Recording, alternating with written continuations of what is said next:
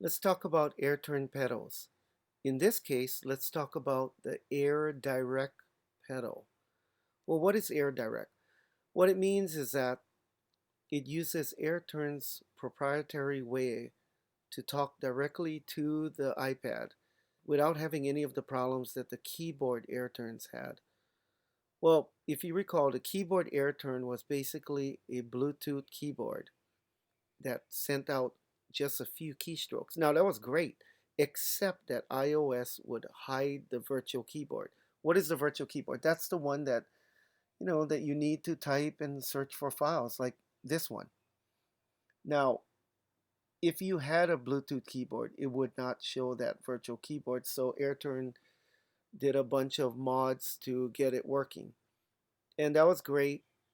The only problem is that obviously it's working around something that iOS tried to do by default. So they invented Airdirect, which means that it doesn't use that mechanism and it's less prone to having to have major changes when a different version of iOS comes out. So we're going to go into the settings, which is the gears icon, and choose Airturn.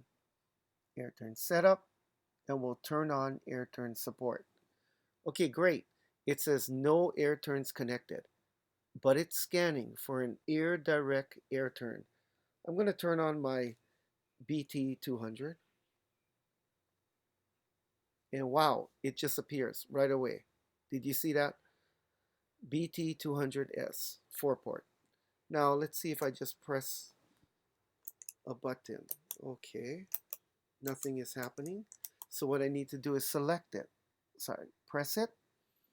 And now you see it's added to the app and it's connected. And if I press the pedal, it works.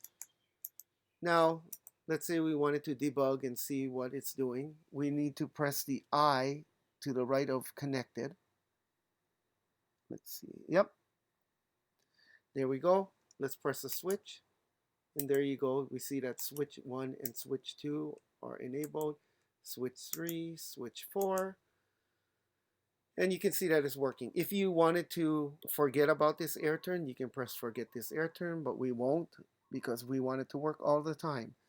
And that's it. That's all you have to do to get an Airdirect Airturn working. Now, the BT200, the PED, the PED Pro, they all support Airdirect. And it's a great way to have minimum compatibility problems. The BT 105, 106 are great, but they're working around an iOS mechanism, which is the virtual keyboard being hidden. So if you can, I would get an Airdirect.